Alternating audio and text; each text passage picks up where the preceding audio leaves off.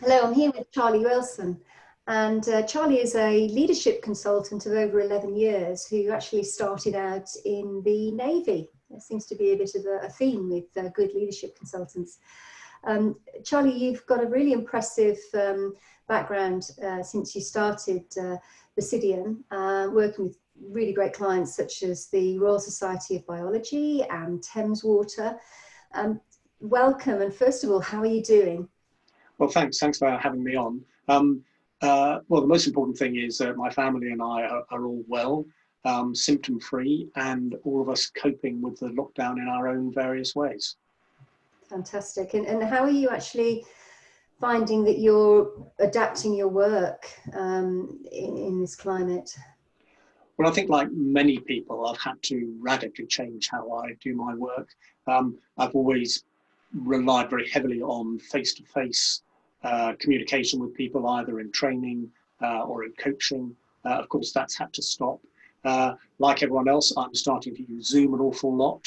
I've learned that there is such a thing as Zoom fatigue, which is people getting tired of using video communication. And it's not quite as bad when it's one-to-one. But when you have a gallery with a large number of faces in front of you, then some people certainly can find that very tiring indeed. Yeah, I'm certainly finding that. As you know, we are both members of the STEM Advisors Hub, and we're a group of specialists who work in the science and technology sectors, and we get together on a regular basis, and it is quite tiring having all of us there. And you're right, it's easier when it's on a one-to-one. How are your clients adapting in the current situation?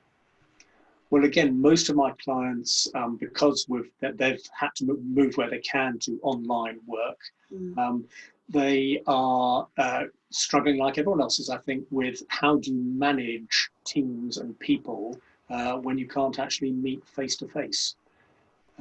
The other thing I've noticed is that I think we're all used to having busy lives anyway. We're all used to having demands on us from home life, from work life, from hobbies and outside activities. But the nature of those demands being put on us have changed as a result of the current crisis. And therefore, for people to be able to cope, to be able to be resilient, then people are having to learn to cope differently because the demands come in a different way. And how are you helping people with that? What thoughts have you got on how we can be helping ourselves a bit more with those different demands? Well, I don't know how to think about it. I thought about my own situation and came up with a fairly simple model to explain resilience to myself, and I developed it into a webinar, which I'm running some pro bono, online just webinars, giving people a model and a way to think about their own personal resilience, because their company may have organised the IT and everything so that an organisation is really resilient. But if the people themselves are not coping with the pressure, then the organisation is not going to be resilient. So that's around their own personal mindsets. And because I don't know about you, Charlie, I actually feel busier at the moment. The boundaries around the work and life have blurred somewhat, and sometimes I don't know where the day has gone. Are you finding the same? I am finding the same, and it's one of the aspects when I talk about resilience. I invite people to think about. To start off, say, think of a spring. If you think of a spring and you put a weight on a spring, it gets longer. And assuming all goes well, you take the weight off, and the spring goes sprawling back to where it started. And if the weight isn't too much and it isn't on all the time, then you can go on putting the weight on, taking it off, forever and without any problems.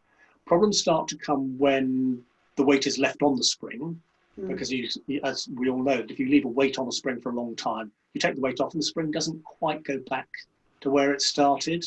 It's been stretched a bit.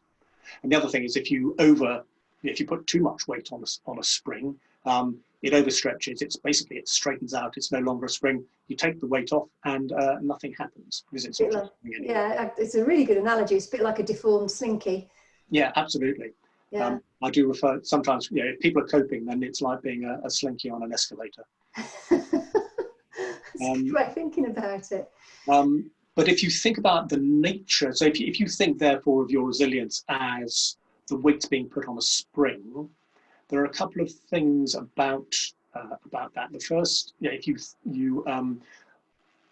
where the weights come from, and I invite people to think about the weights that are being put on the spring under 4 headings. There's the physical. Now, my job is not physically demanding, but some people who have caring responsibilities, for example, do have a physical aspect of what they're doing.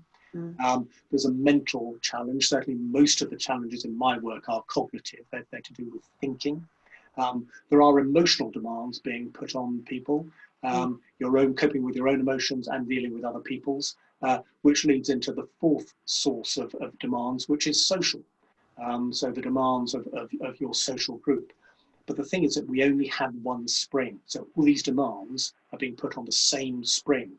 And the fact that you've managed to take 2 weights off, but have forgotten the other 2, means that your spring is not going to recover.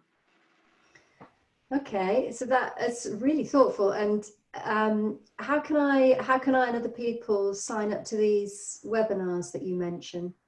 Well, I'm going to start running them weekly. And if people email me, then I'll add them on to the invitation for the Zoom call. And yeah, very, very happy to do that.